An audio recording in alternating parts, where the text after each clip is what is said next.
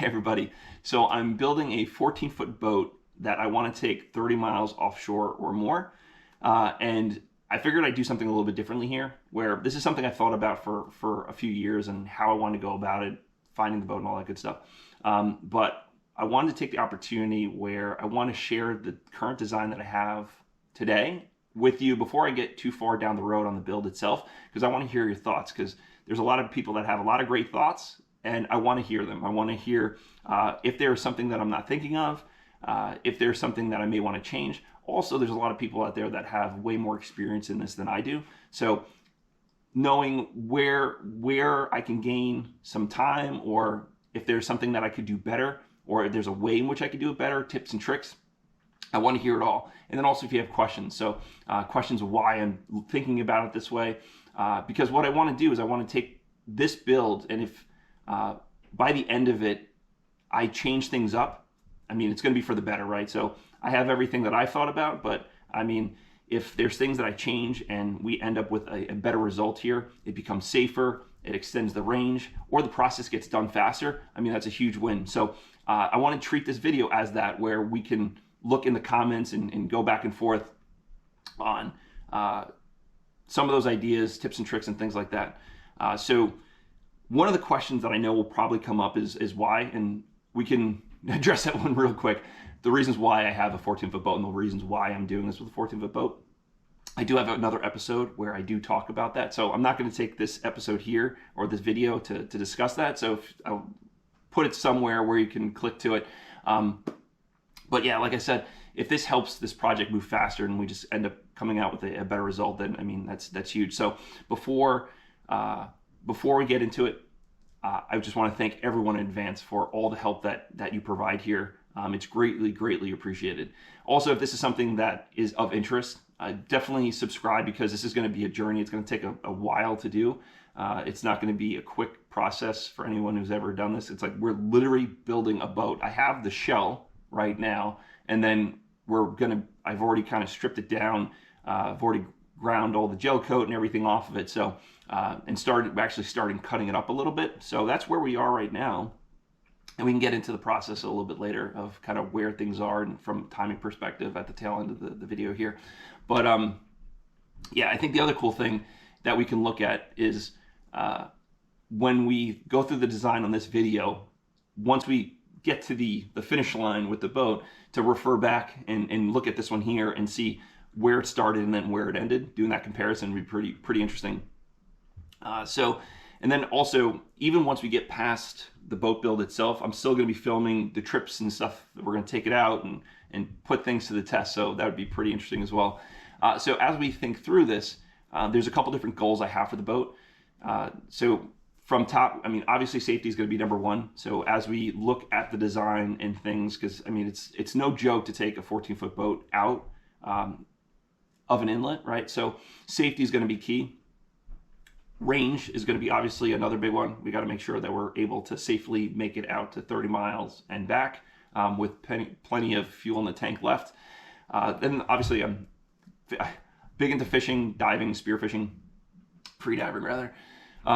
Thinking about the boat through that lens as well. Like where's the layout? Like how do we optimize? Because there'll be a lot of trolling. I mean, we're going to be on this boat. We'll be fishing for tuna, mahi, sharks, you name it. I mean, usually I'm taking the boat offshore today, right, as all the trips that we've done. But I mean, it doesn't mean that we can't do some inshore stuff as well. And then comfort, right? As of right now, it's a 14-foot boat. You're so limited with space. So it's going to be a hard puzzle to figure out. How do we look at this and optimize the space and think of it through that lens of saving or having things be dual purpose, right? Because we want to save as much space as possible, because right now it's extremely limited. It's not like it's going to be magic here. We're not going to magically make space, right? But I think we can arrange things in a way where we optimize the space that we do have. So what I'm going to do is I'm going to go over to some of those designs right now, where I'll show you on paper where it's at, introduce the boat, and then I could put some pictures as well of what it is today. If you are interested though, if you want to see the full well, I'm still not done posting all that stuff by the time this video comes out. because I'm kind of jumping ahead before we get too far down the road. But if you want to see kind of the boat itself and the layout and the other walkthrough as a tiller setup, I have that as well.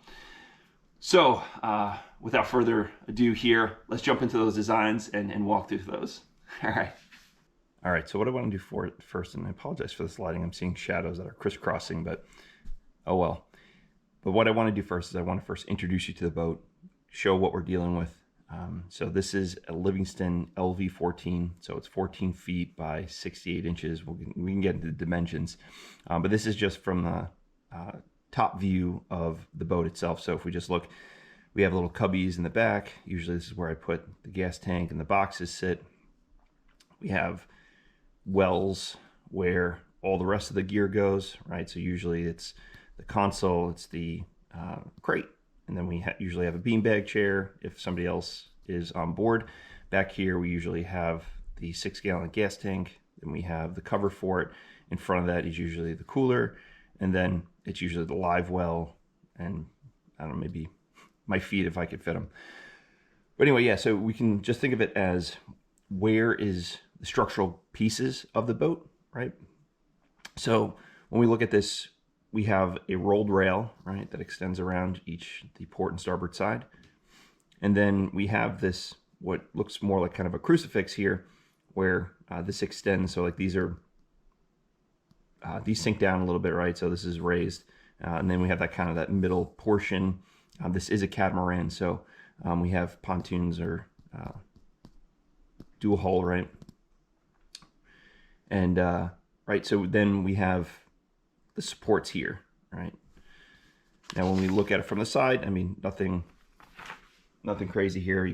This is indicating that rolled rail, but I mean the lines are kind of there. Nothing too much to explain on that one. All right, so when we look at the back of the boat, the stern here, obviously we're looking at the transom. That rolled rail comes around the edge or to the transom a little bit, so it wraps around. I mean, if we actually look at here, there's that.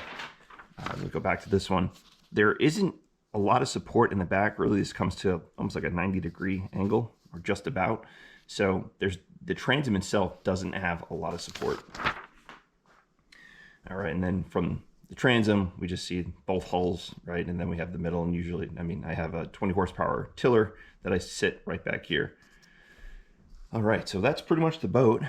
So now we're gonna get into what is gonna be done to it, which gets interesting. But the other thing to mention too is that as we look through this again, just again, think of the minds, keep the goals or the boat goals in mind, where we want safety, range, fishability or diveability, and then comfort, right? So as I go through this, I'll point each of kind of how I'm thinking about it and the reasons why I'm thinking of doing it in that way. All right, so this is a little bit messier, right? We have, I mean, same layout, but this is just marked up, right, where I just put some of the dimensions in there, just to kind of get an understanding of how the length of things. You see that there's some shaded areas. What those are really just indicating is just saying that I'm going to remove those. So now, one thing with the boat that you don't want to do too quickly is you don't want to start just removing all the structural components of it, because this thing is just fiberglass, so it'll just be kind of a wet noodle. It's going to want to twist, torque, bend.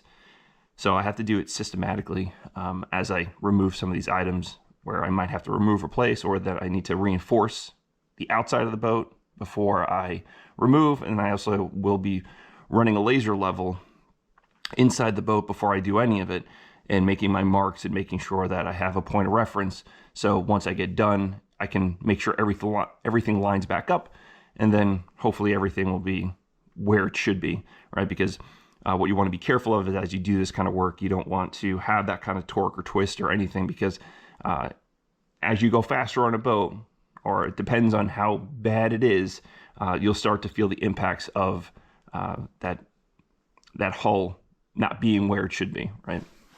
So that's one of the major concerns as I go through this. So anyway, so what we have here is that we do have decks that exist there today. Otherwise, it would come to like a V, right? If that wasn't. So I'm going to end up cutting all of that out, and I'll get into what I'm going to be replacing with in a second. But so I'm going to likely remove pretty much all of it, right?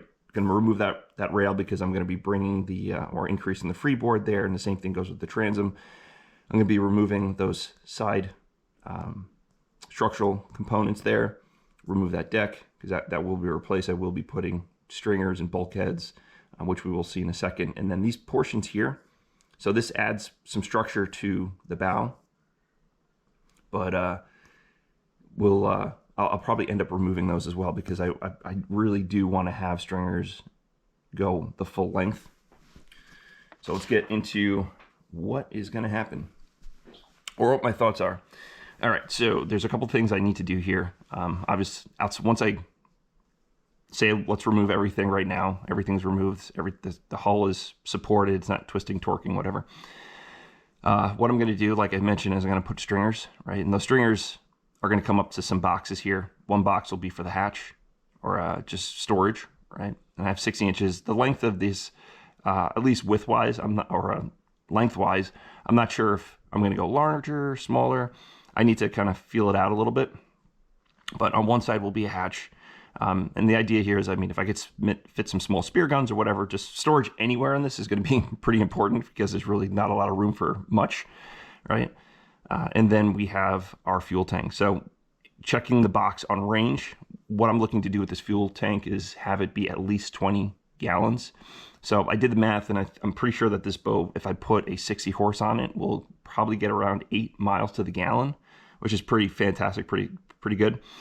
So, I mean, that should get me very comfortably 30 miles out, 30 miles back, right? Because if you think the way, even right now, I probably could do it, because I have a 90-mile range if like all is good and flat with the tiller and the gas tanks. But, I mean, the general rule of thumb when you think of range on a boat is that you take your total range, the furthest you can go, you divide it into 3, and then a third is the distance you can comfortably leave the dock, right?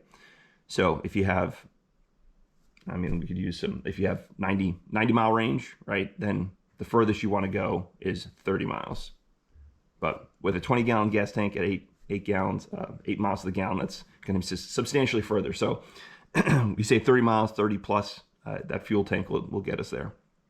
All right, so now the materials, which I haven't spoken about yet, I'm going to be using a lot of Coosa board, right? So it's going to be a combination of 1/4 inch, 1/2, and 3/4 inch, right? So for the decks, or the stringers, the bulkheads, those are all going to be 3/4 inch, right? Because I want to have a little bit of thickness when I drill down, when I put the deck down and drill, or place the deck down and have something to mechanically adhere, because I'm going to be using a combination of resin to kind of basically glue down the deck, and fasteners, stainless steel, obviously. But when we think about this, so I will build boxes, the hatches, stringers, and these aren't laid out perfectly in the way that I'm going to be placing this stuff. This might be overkill, and I'm sure a lot of this will be overkill, but I mean, I think about weight, but I also think about just making sure that the boat, like, I mean, I'm going to be having this, I'm going to be keeping this boat for quite a long time. So the more structurally sound and the best materials I could use, I want to make sure I'm using the best materials, right? So hence the Coosa.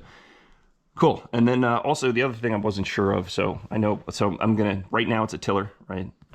Tiller steer, I'm going to be making it a remote steer, so we're going to have steering cables and things like that. So I was thinking about having a PVC pipe on one side for the steering cables, and then another pipe to have for electronics. I'm thinking that's probably overkill. I mean, let me know in the comments what your thoughts are there.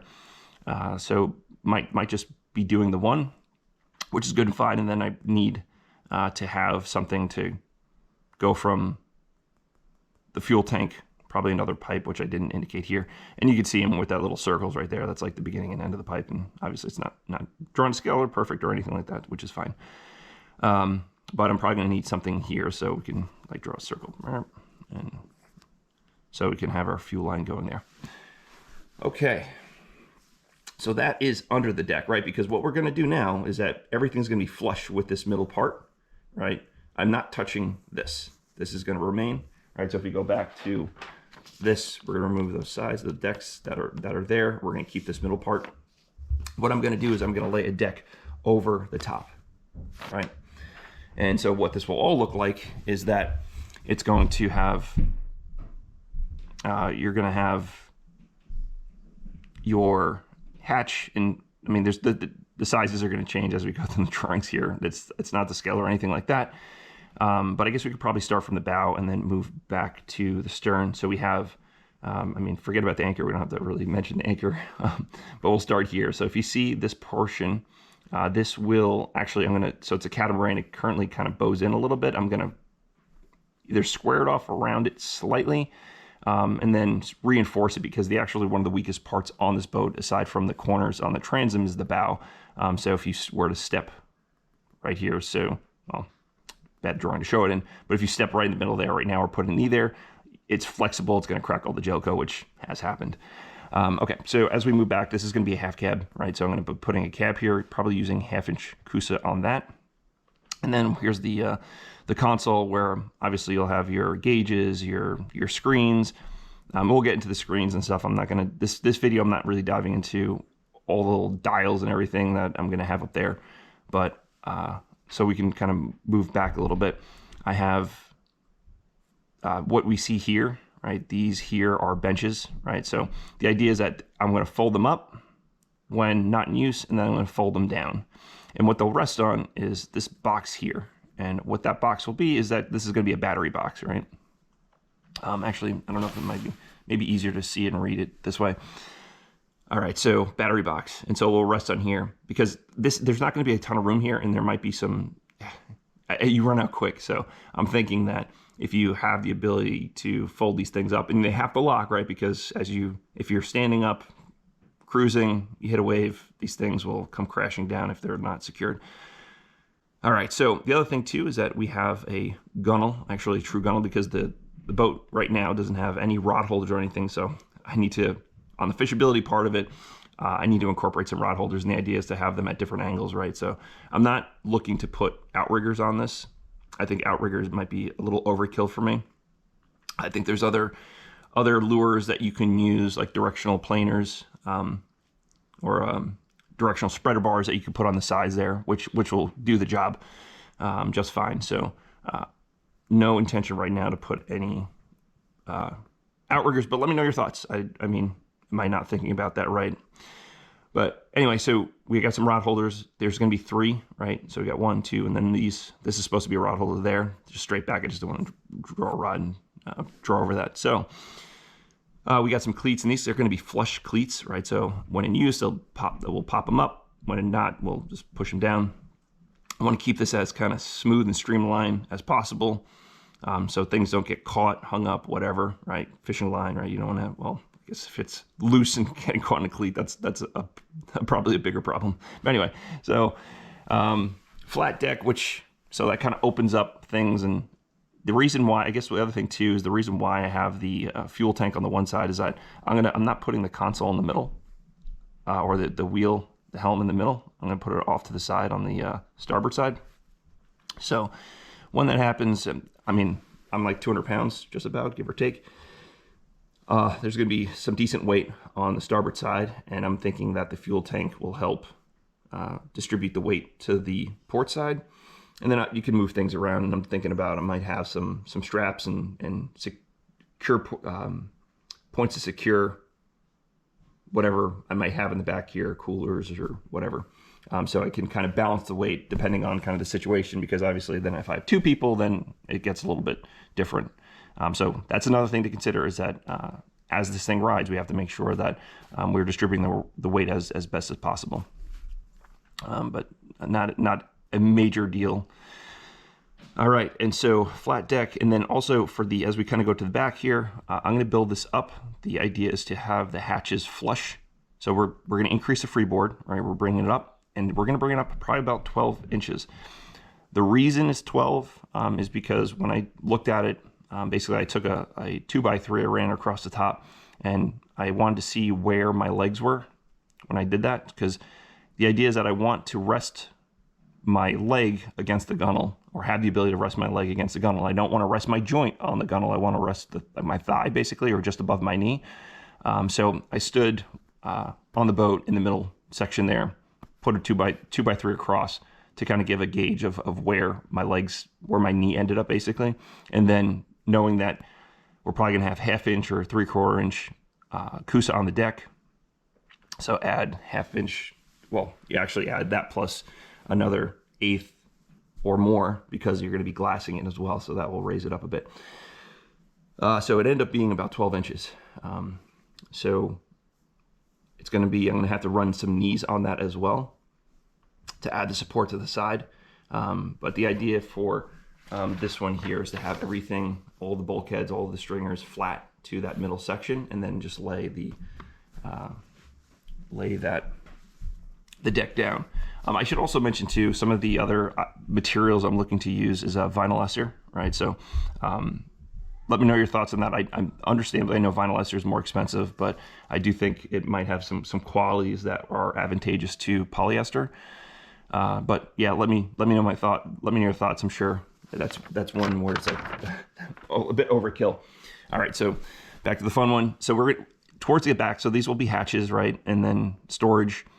This will also be access to the bilge, right? So I'm gonna probably put like a folding shelf in there.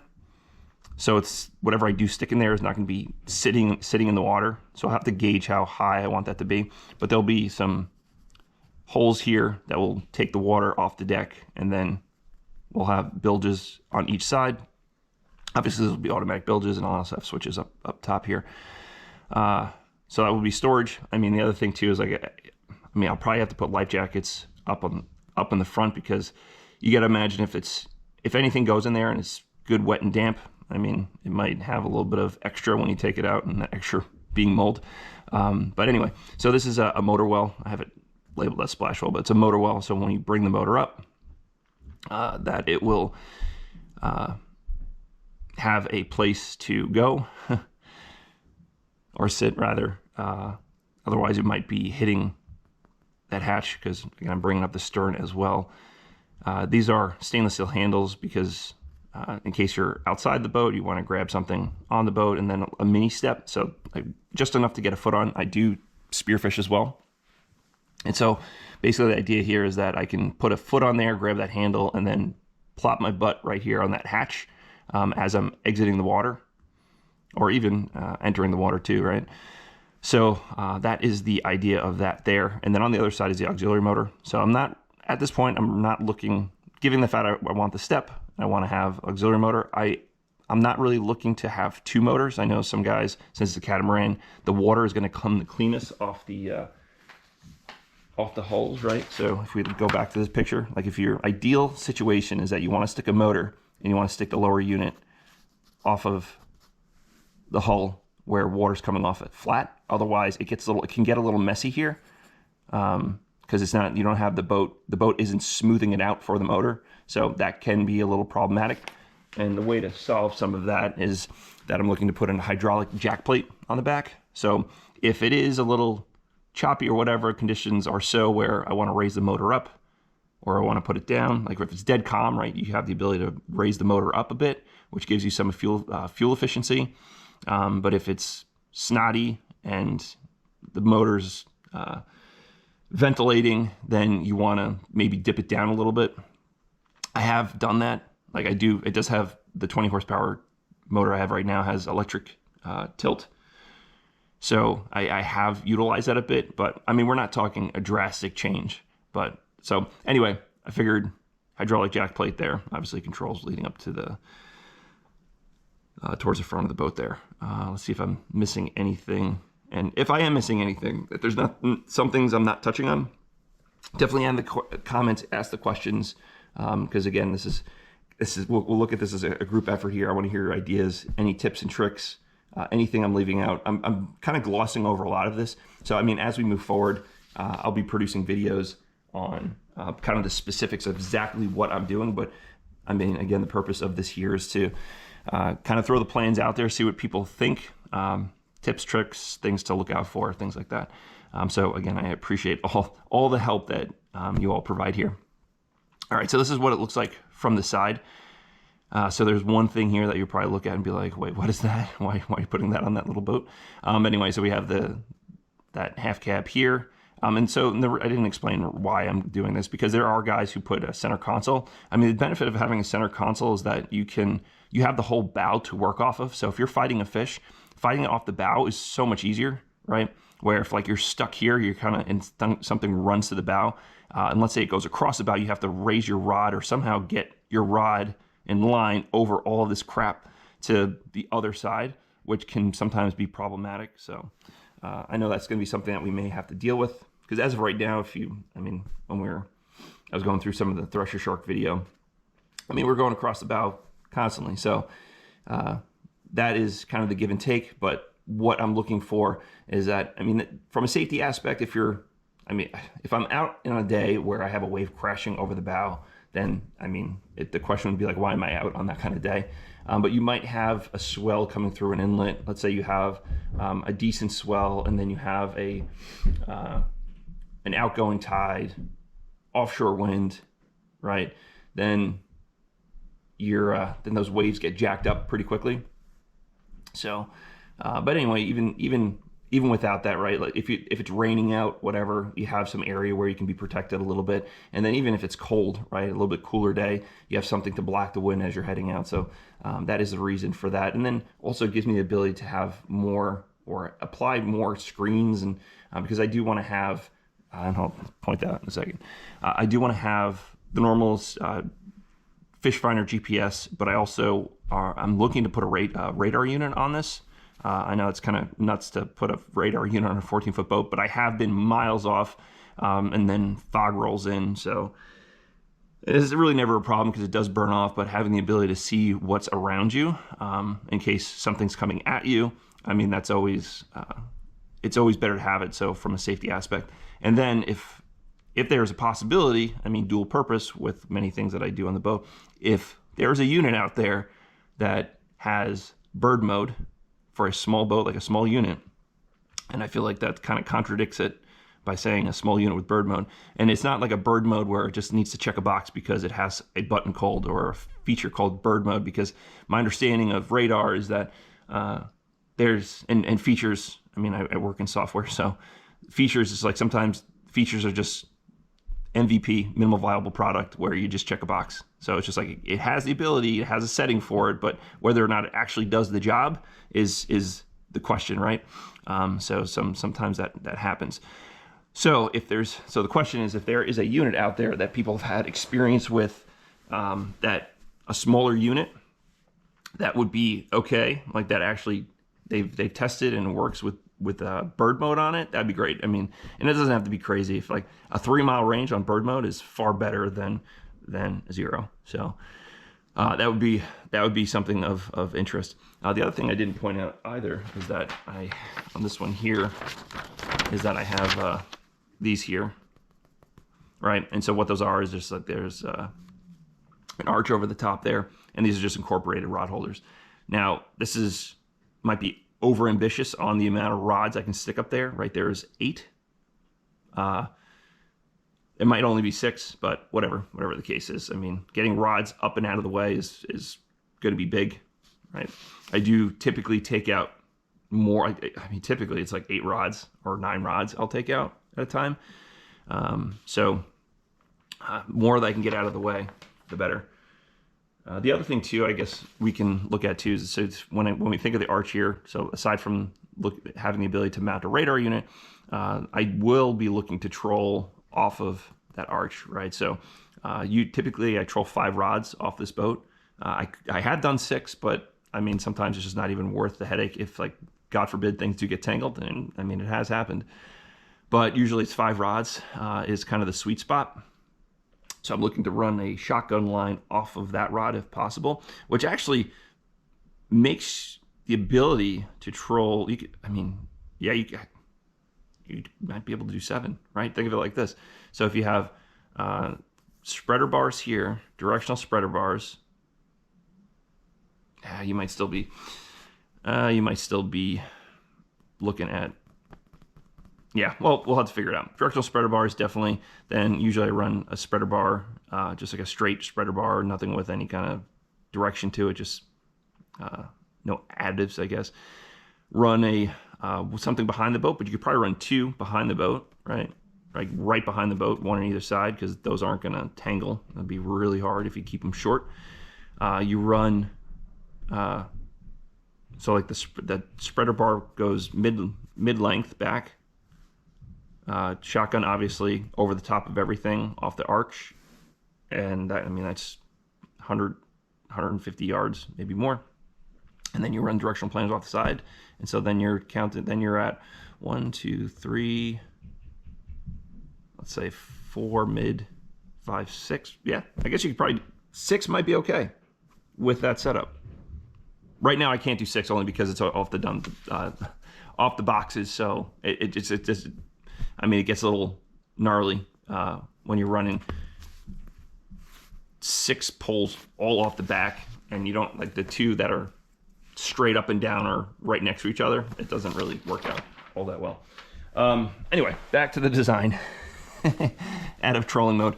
Okay, so we have the radar unit, we have the arch, and then we have some handles here. We don't have to go over things that we've already kind of touched on, the rod holders and the cleats and stuff. I am looking to repower. I'm looking to go from a 20 horsepower to 60 horsepower. So like 300% increase in power. And the reason is because as you add more weight, like already the boat with a 20 horsepower can get knocked off plane pretty easily. So you have to be really mindful of how you're approaching any kind of waves, swells, or anything like that, which keeps it interesting. But with a 60 horse, I mean, so I'm thinking that if you put a 60, you get probably around 8 miles to the gallon, and then you essentially double, or you more than double the speed of the boat. Not that I'm not looking to break any records with it, nor am I really looking to, I'm not looking to go 40 miles an hour on a 14-foot boat. But like if I cruise at 20 or 25, if conditions allow, I mean, that's awesome. And then the fact that you can just actually punch through some things and without having to be knocked off plane, that's huge. And I should say 60 horse on a 14-foot boat sounds a little nuts, but what's going to end up happening if you think about it, and we think of like Coast Guard regulations and the equation that is used to figure out what you can put on the back, when we increase the freeboard, that's also going to increase the overall length of the boat, right? So we're increasing freeboard, which helps that equation, and then when we increase the length, that also helps that equation. So right now at a remote steer, if I let the boat as is, it would only allow for a 40. So we got to make sure that we're adhering to Coast Guard requirements there. So yeah, so we have, and so that gives us a range, gives us some safety as well, and we have some safety with the radar, increasing freeboard, putting a cab in the front. So cool. All right. So now when we look from the transom again, so this is the arch there. We have the radar unit. We have our console with our various different screens, and we have our rocker switches, our gauges, our throttle. So this is our fold-up benches. This is kind of just more of a review just from a different angle, right? We have our stainless steel handles that those are indicating there. We have a cutout for our motor, and then on the other, just on the other side of that will be our motor well. Our flat hatches coming across. And then we have our spot for our hydraulic jack plate. This is where our auxiliary motor, and the auxiliary motor that I'm probably going to go with is, I still have the 3.5 horse. I may upgrade that to a 6. Because I got to make sure that if I'm going out 30 miles, let's say that this motor, something happens to it where I need to come back on that. Obviously, having some other means to get in is going to be important.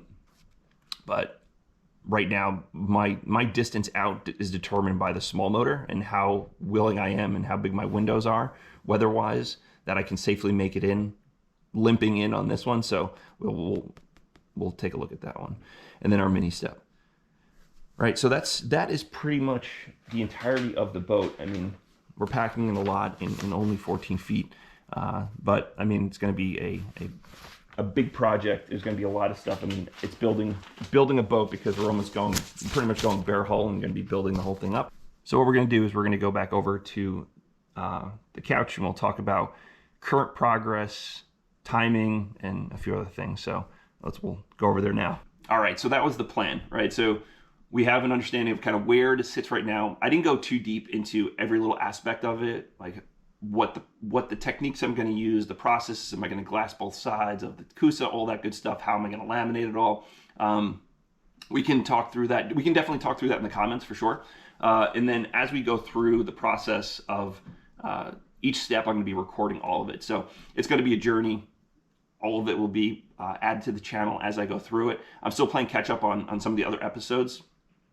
Things that I've already filmed. So as I'll start getting into some of the boat build stuff, I'll start putting it in there. What also I'm going to end up doing is I'm going to have to build a lot of stuff to allow me to do stuff like the transom. I'm going to have to make transom clamps and things like that. So even outside of the boat itself and the build and the design of the boat itself, I'm also thinking about other ways to allow me to do some of the techniques and figure out ways to support the build or allow for me to take those next steps with it. So all tips around that are greatly appreciated. So again, as we kind of think through this, our goals are safety being number one, right? Range as an important one, the fishability of the boat, right? And diveability, right? Because I will be spearfishing off of it as well, but it's going to be a lot of trolling, a lot of offshore on it. And then overall comfort, which kind of goes hand in hand with optimizing the space. Now, from a timing perspective, where we sit today, as I'm filming this right now, I have the boat sitting outside, covered with a tarp, which I actually got to take a look at today because I'm sure it's just absolutely covered in snow and ice. So, so I really haven't had a lot of time with the weather being so cold up here in New York to do a lot of the work to it. So where I'm at is just I've done a lot of grinding, all the gel coat, not all of it, but I mean I've touched pretty much all the areas I'm going to be aside from those that I'm going to be cutting away. And I started cutting some of the deck portions out just to kind of see what we're dealing with. So we're more or less in the infancy stages of here. So we have time before we really start working on anything else. And it's still going to be kind of a slow go. Need the temperature to warm up a little bit as we kind of do some of this glass work. It's at a boatyard right now, but I'm going to be taking it back to the house, and I'm actually going to be building a structure in the backyard to help with the build, to cover it up. So that is all going to be kind of supporting videos and stuff I'll do to kind of show you how I'm going about it. So even if you don't comment on this video here, I mean, all comments are certainly welcome. There'll be other videos where I definitely point out things that I could be doing better, right? Or maybe differently. Those, like I said, those are always appreciated, and I thank you so much. And if you're interested, definitely subscribe and follow along. But any and all help here, I greatly appreciate. So thank you so much, and we will get this thing started, and it's going to be an interesting one. So thank you so much, and I'll talk to you later. Bye, everybody.